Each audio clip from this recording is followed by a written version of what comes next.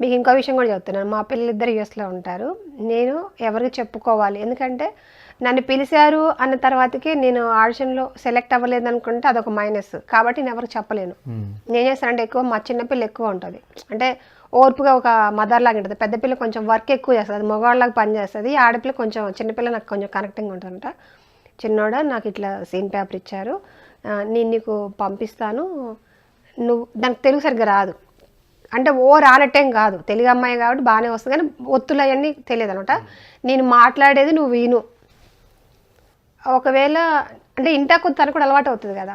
అలా ఆ పాపకి ఒక 10-15 సార్లు చెప్పాను, బాగుంది మమ్మీ, నాకైతే స్లాంగ్ అవునో కాదో తెలియదు, కానీ నువ్వు మాట్లాడేది మాత్రం నాకు అర్థం కావట్లేదు అని. అసలు నీకు అర్థం కాకపోతే నాకు కావాలి, అర్థం అయితే తెలుగు అవుతుంది, అర్థం కాకపోతేనే చిత్తూరు స్లాంగ్ అవుతుందని చెప్పేసి సరే అని చెప్పేసి ఇక వెళ్ళాను, చేశాను. హ్యాపీగా చేసి వచ్చిన దగ్గర నుంచి ఫోన్ చేద్దామా అని అనుకుంటారా, మెసేజ్ పెడదామా ఏమనుకుంటారు. సుకుమార్ సార్కి నాకు నెంబర్ ఉంది, కానీ నేను ఎప్పుడు ఫోన్ మెసేజ్ ఏం చేయలేదు, నాకు అంత ధైర్యం సరిపోలేదు కూడా. అక్కడే ఏడీస్ ఉంటారు కదా, సరే ఏమేమి సార్ అంటే ఇంకా సార్ చూడలేదమ్మా, చూసిన తర్వాత చెప్తారు. ఒక 2 సార్లు అడిగాను, 3ఓసారికి సిగ్గు అనిపించింది, వద్దు ఎందుకు, అయితే అవుతుంది లేత లేదు, ఇన్నిసార్లు బాగుండదు.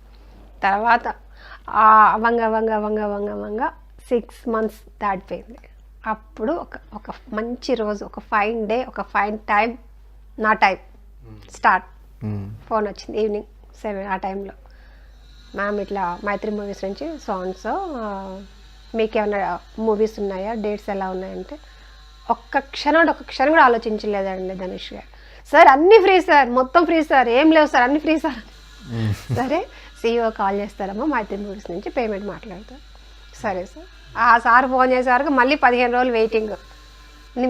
మీకు తెలుసు కదా, మామూలుగా ఏదైనా బేర్ చేయగలుగుతున్న మెంటల్ టెన్షన్ ఒకటి బేర్ చేయాలని చూడండి, అది అసలు కనపడని టార్చర్ అన్నమాట లోపల ఇన్సైడ్. మంచి టైంలో ఫోన్ చేశారు, కొంచెం పేమెంట్ చూడండి, మనకి ఫర్దర్గా నెక్స్ట్ మూవీస్ ఉన్నాయి, ఇది కాదు కదా అన్నారు. నేను వాస్తవం చెప్తున్నాను, దానికి డబ్బులు ఇవ్వకపోయినా చేసేదాన్ని.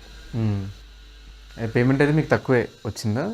అంటే ఓ అని కాదు, అలా అని తక్కువ అని కాదు, బాగానే ఇచ్చారు. పేమెంట్ మాత్రానికి వాళ్ళు ఎంత ఇచ్చినా నేను యాక్సెప్ట్ చేద్దాం అనుకున్నాను, కానీ వాళ్ళకి తెలియదు కదా ఆ విషయం, నా మైండ్లో ఉన్నది వాళ్ళకి తెలియదు కదా, వాళ్ళేమనుకున్నారో నాకు తెలియదు. సరే మాట్లాడారు. ఇంకా వాసన చెప్పాలంటే నాకు చెప్పిన దానికంటే కూడా ఎక్కువే ఇచ్చారు వాళ్ళు. నాకు నేనే షాక్ అయ్యా, నాకు పేమెంట్ ఇచ్చినప్పుడు, అదే నేను ఇంత కదా మాట్లాడింది, వీళ్ళు ఎంత ఇచ్చారు ఏందా. ఒకవేళ పొరపాటున డేస్ అని ఎక్కువ వేసుకున్నాను కదా, కానీ నెక్స్ట్ టైం కూడా మళ్ళీ అదే పేమెంట్ ఎక్కువ ఇచ్చారు. ఓకే వీళ్ళు ఎంత అనుకున్నారు అనమాట, హ్యాపీ, చాలా హ్యాపీ. సో ఇప్పుడు మీ మైండ్లో వాయిస్ తెలిసిపోయింది కాబట్టి నెక్స్ట్ టైం నుంచి ఎవరైనా పెద్ద సినిమాకి ఆఫర్ వచ్చేవాళ్ళు ఇప్పుడు పేమెంట్ లేకపోయినా చేస్తారులే అనుకుంటారు. ఎక్కువ పేమెంట్కి అయితే నేను ఇదవనండి, కానీ మరీ తక్కువ చెప్పినా కూడా నేను చేయను, ఎందుకంటే నేను కూడా బతకాలి కదా, మరీ అయ్యా అట్లా అడుకోలేం కదా. చెప్పారా అంటే మీకు స్టార్టింగ్ బన్నీ గారితో సినిమా, ఇది పుష్ప సినిమాకి తీసుకుంటున్నామని చెప్పారా? చెప్పారు. అంటే మీకు కన్ఫర్మ్ అయిపోయిన తర్వాత మీ హ్యాపీనెస్ని ఎవరితో షేర్ చేసుకున్నారు, ఎలా అనిపించింది? ఇంకెవరైనా మా పిల్లలేనండి, ఏదైనా పిల్లలతోనేనండి. మళ్ళీ మా పెద్దక్కతో మాట్లాడాను, మా రెండో అక్కతో మాట్లాడాను, ఇట్లా అని చెప్పి. వాళ్ళు కూడా ఇంకా అసలు ఫస్ట్ డే షూటింగ్కి వెళ్ళేటప్పుడు అయితే అమ్మా నాన్న ఉంటే చెప్పుకునేవాళ్ళు, ఆప్షన్ లేదు. ఇంకా మా అత్తయ్యకి అంతగా తెలియదు ఫస్ట్ సినిమాలో అంత గురించి.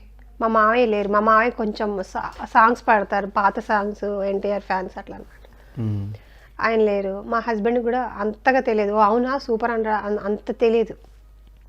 ఇంకెమ్మటే మా పెద్దక్కకి చెప్పాను, అక్క ఇట్లా రెండో అక్కకి చెప్పాను. ఫస్ట్ డే షూటింగ్కి వెళ్ళేటప్పుడు టెన్షన్, లొకేషన్కి వెళ్ళేటప్పుడు అంద వేలో ఒకటే టెన్షన్ అనమాట.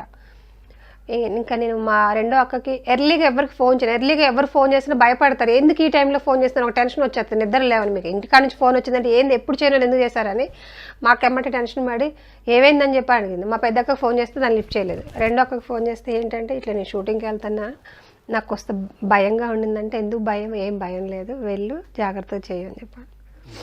తర్వాత నేను బాసరా టెంపుల్ అయ్యగారు నాకు బాగా తెలుసు అనమాట, దీక్షితులు గారు, మదన్ దీక్షిత్ అనమాట. ఎమ్మటే ఆయనకు ఫోన్ చేస్తే నాకు బాగా తెలుసు అనమాట. గురువుగారు ఇట్లా నాకు నేను షూటింగ్కి వెళ్తున్నానండి, కొంచెం నా పేరు మీద వాళ్ళ పూజ చేయండి అని చెప్పి ఆయన వెళ్ళి ఆ రోజు పూజ చేసి అమ్మవారిని సరస్వతీదేవి బాసరా తెలుసు కదా, అమ్మవారిని వీడియో చూపించి ఏం కాదు అంత మంచి జరుగుతుంది, అదొక ధైర్యం బాబా. అంతే. అంటే మీకు మోస్ట్ ఆఫ్ ద సీన్స్ అన్నీ కూడా బన్నీ గారితో కాంబినేషన్ సీన్స్. సో ఆ వర్కింగ్ ఎక్స్పీరియన్స్ ఎలా అనిపించింది? అసలు చాలా నేర్చుకున్నాను సార్, చాలా నేర్చుకున్నాను అల్లు అర్జున్ దగ్గర నుంచి. ఒక్కొక్కరి దగ్గర నుంచి నేను మోస్ట్లీ మాట్లాడే విషయాలు కానీ చేసే విషయాలు కానీ నాకు మంచి మాత్రం నాకు ఎంత అవసరం అంత తీసుకుంటాను, మిగిలింది వదిలేస్తాను. కానీ నాకు అక్కడ ఆ లొకేషన్లో ప్రతి ఒక్కరి దగ్గర నుంచి నేర్చుకున్నాను, ప్రతి ఒక్కరి దగ్గర నుంచి. ఈవెన్ చాలా ఈజీగా చేస్తున్నారు బన్నీ సార్, యాక్టింగ్ అన్నది చాలా న్యాచురల్గా చాలా ఈజీగా చేస్తున్నారు. ఆ డైలాగ్ డెలివరీ కానీ బాడీ లాంగ్వేజ్ కానీ, అందుకే ఆయన ఐకాన్ స్టార్ అయ్యారు. సుకుమార్ సార్ పెట్టారంటే ఊరికే పెట్టారు కదా, అసలు జీవించేస్తున్నాడు, యాక్టింగ్ కూడా కాదు అక్కడ. అక్కడ యాక్ట్ చేస్తున్నట్టుగా ఏమి అనిపించదు. సార్ని చూసిన తర్వాతే నేను కూడా అలా తయారయ్యాను. అక్కడ యాక్ట్ చేసే పని లేదు, ఒక్కటే ఒక భయపడేది ఏంటంటే ఒక స్లాంగ్ ఒకటే భయపడేదాన్ని ఏమైనా అయితే. సుకుమార్ సార్ ఒక భరోసా ఇచ్చారు నాకు, స్లాంగ్ ఎలా ఉన్నా పర్లేదు, నువ్వు ఫస్ట్ డైలాగ్ కంప్లీట్ చేస్తే నాకు ఎమోషనల్ ఇంపార్టెంట్, డబ్బింగ్లో నేను చూసుకుంటాను. అలా క్యారీ చేశాను. హాస్పిటల్ సీన్స్ కానీ, హాస్పిటల్ సీన్స్ అయితే ఉత్త ప్లెయిన్గా చెప్పేశాను. నాకు ఆయనకి సార్కి చాలా ఎమోషనల్ అవసరం ఉండింది. డైరెక్షన్ డిపార్ట్మెంట్లో కూడా ఇట్లా వచ్చి నాకు స్లాంగ్ చెప్పబోతే సార్ చెప్పారు, తను అస్సలు డిస్టర్బ్ చేయొద్దు, తన నాకు ఎక్స్ప్రెషన్స్ మాత్రం ఇంపార్టెంట్, డబ్బింగ్లో చూసుకుందాము, దాన్ని అసలు తనకు డైలాగ్ కదా ఒక పొల్లు కూడా చెప్పొద్దు, తను ఎలా చెప్పాలనుకుంటుందో అలాగే చెప్పనివ్వు, నాకు కంటెంట్ ఇంపార్టెంట్, అక్కడ ఉన్న యాజ్ ఇట్ ఈస్ డైలాగ్ కూడా నాకు అవసరం లేదు, సరేలాగా చెప్పారు. అలాగే చెప్పేసి బన్నీ గారితో మీరు చేస్తున్నప్పుడు కానీ ఆఫ్ కెమెరా డిస్కషన్స్ చేసుకునే వల్ల దీని గురించి అయినా మాట్లాడటం కానీ మీ గురించి అయినా మాట్లాడారా? మాట్లాడుకుంటా మాట్లాడతారు మామూలుగా, ఎక్కడ ఏంటి అని అడిగారు, అయితే చెప్పాను. మీకు ఎంత ఏజ్ అని అడిగారు ఫస్ట్, నన్ను అడిగే క్వశ్చన్ ఇదే అడిగారు, మీకు ఎంత ఏజ్ అని అడిగారు. సార్ ఇట్లా అది కూడా ఎక్కడైనా మా అబ్బాయి కారు కొన్నారు కదా, కారు కొన్నప్పుడు కార్లో ఎక్కించుకొని వెళ్తాడు కదా నన్ను, ఆ వెళ్ళే మూమెంట్లోనే ఆ వెహికల్ అని అడిగాడు.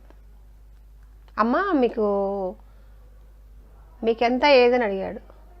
షాక్, నేను ఏంది ఇట్లా అడిగాడు అబ్బా అనుకోని.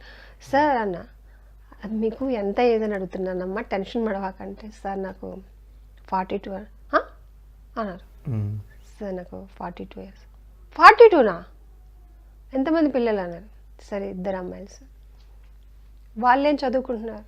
Sir 2 job. ఎక్స్ప్రెషన్ ప్రతి ఒక్క డైలాగ్కి చేంజ్ అనమాట. జాబ్ చేస్తున్నారా? పెళ్ళి ఎప్పుడైందమ్మా నీకు? 14 years అట్లా. ఎన్ని సంవత్సరాలు? వాళ్ళకి ఎన్ని సంవత్సరాలు? ఇట్లా సాంగ్స్ ఇంతలోనే సుకుమార్ సార్ వచ్చారు. అప్పుడు అయిపోయింది, ఆ షార్ట్ అయిపోయింది. అదే షార్టు సుకుమార్ సార్ మన బన్నీ సార్ చూసినా ఇదే గుర్తుకు రావాలన్నమాట. ఇదే మళ్ళీ రిపీట్ అడిగాడు. అమ్మ షూర్ అమ్మ, నాకు నీకు ఎంత డిఫరెన్స్ తెలుసా? 2 సంవత్సరాల తేడా. 2 సంవత్సరాల తేడా. ఓకే, బన్నీ గారికి 40. అంటే అవునా సార్, ఏం మాట్లాడతాము, పెద్ద అతను అంటే వయసులో పెద్దోడు కాకపోయినా ఆయన అనుభవంలో పెద్దోడు నాకంటే ఇండస్ట్రీలో, ఏం మాట్లాడతాము సార్. ఓకే ఓకే ఓకే అని చెప్పేసి అదే ఆయన తలుచుకొని నవ్వుతున్నాడు, నాకు ఇలా చూస్తాడు నవ్వుతాడు. ఆయన మరి ఎందుకలా అనిపించిందో తెలియదు. తర్వాత సుకుమార్, డార్లింగ్ నీకు విషయం తెలుసా, మా అమ్మకి నాకు 2 సంవత్సరాలే చెబుతాడు. అవునయ్యా అవును, అయితే ఏం చేయమంటావు, నా వయసు చెప్పమంటావా అంటాడు సుకుమార్ సార్ వచ్చి. అది సుకుమార్ సార్ వయసు చెప్పేస్తాడు. ఆ లొకేషన్ అంతా సందడి అంతా ఎక్కువ మా డిస్కషన్ మా ఏజ్ ఇది. తర్వాత ఇంకా ఆ షార్ట్లోకి వచ్చేటప్పటికల్లా సీన్స్ బిందెత్తుకొని ఇట్లా నన్ను ఏంద్రా ఏంద్రా ఓ అని సౌండ్ చేస్తా ఉండా, ఈ రోడ్డు అన్న నీ అమ్మగా జాగ్రత్త అనుకుంటున్నావా, దించి రాదా దించి, నా కొడుక ఏనా బట్టరా నువ్వు అంటే, నీనా బట్టనే అంటే, ఓరు పుష్ప నువ్వారా, ఏందిరా దెబ్బలు ఏంది గింత దెబ్బలు తగ్గుతాయి, ఒంటి మీద జరిగిన గిన్నె చిన్న దెబ్బలు కనిపిస్తుండే కానీ ఇంత పెద్ద కారు కనిపించడం లేదే ఏందే ఊరు ఊరు ఊరు అని చెప్పేసి అక్కడ అలా ఎత్తుకునే సీన్ అసలు అక్కడ చాలా పెద్ద డైలాగ్ అక్కడ మామూలుగా ప్రతి షార్ట్కి కట్ అవుతూనే ఉంటుంది, ట్రిమ్ చేస్తూనే ఉంటారు డైలాగ్ని.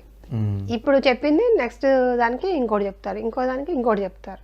వాళ్ళకి ఎంత కావాలో అంతే ఫైనల్గా వస్తుంది, ఎంత వచ్చింది ఎంత వస్తుంది ఆఖరికి. అలా తర్వాత అక్కడ ఎక్కువ అయినాయి నాకు టేక్లు మామూలుగా అయ్యేసరికి ఫస్ట్ రిలాక్స్ అవ్వు నువ్వు. అది రిలాక్స్ అంటే ఎండండి, బాగా ఎండ, కింద చెప్పులు లేవు, అడవి, అది విలేజ్, బాగా విలేజ్, అసలు బగ మంట అనమాట కార్లు. అది మళ్ళీ కొత్త వెహికల్, ఒకసారి ఏమో స్టక్ అయిపోద్ది డోరు, దానివల్ల 1 more కెమెరా టెక్నికల్ డిపార్ట్మెంట్ వల్ల లేదా ఏదేదో అట్లా ఫైనల్గా ఆ టేక్ అయ్యేటప్పుడు ఎక్కువ డిస్కషన్ ఉంటుంది మాకు. ఏదన్నా సీన్ జరుగుతుంది అంటే ముందు ఆ సీన్లో ఎవరెవరు ఉన్నారో చూస్తారు. ఆ సీన్ అక్కడ ఒకటి 2-3 సార్లు రిహార్సల్ అవుతుంది. అయిన తర్వాత అప్పటికి అక్కడ మళ్ళీ షార్ట్లో పోయినాక మళ్ళీ ట్రిమ్ వస్తుంది.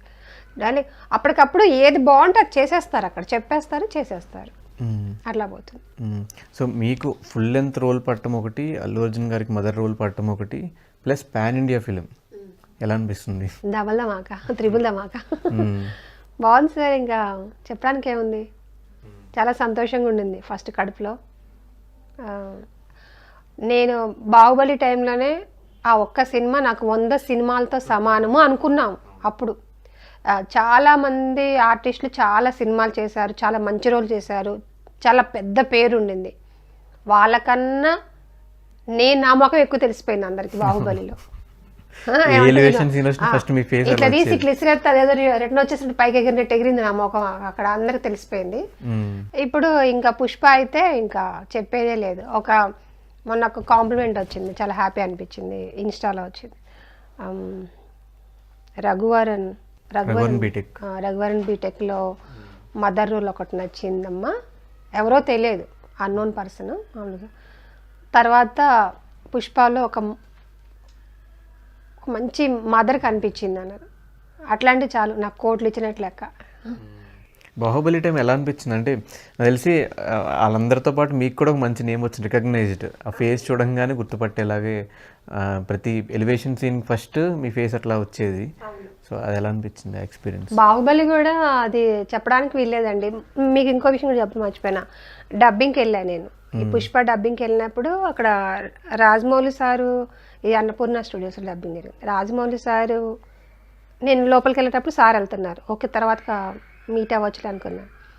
తర్వాత టిఫిన్ బ్రేక్లో వెళ్తా ఉంటే వల్లి మ్యామ్ కనిపించారు. వల్లి మ్యామ్ గుర్తుపెట్టారు బాగానే, ఓకే ఎలా అమ్మాయి ఏంటి ఎలా ఉన్నావు అంతా అడిగారు. తర్వాత రమా మ్యామ్ అదే రోజు కనిపించారు. రమా మ్యామ్ అసలు అని గుర్తుపట్టారు, నేను చాలా సన్నమైపోయాను, బాహుబలి అప్పటికి ఇప్పటికి చాలా సన్నమైపోయాను.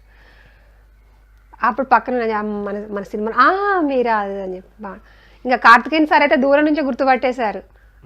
వచ్చేసారు, అమ్మ ఎలా ఉన్నావు దగ్గరికి వచ్చేసారు, బాగున్నారా సార్ ఎలా ఉన్నారు, ఏం లేదు సార్ మూవీ చేశాను ఇట్లా మదర్ అంటే సూపర్ అని, ఆల్ ది బెస్ట్ అని, థ్యాంక్ యూ సార్ అని. వీళ్ళందరూ కలిసి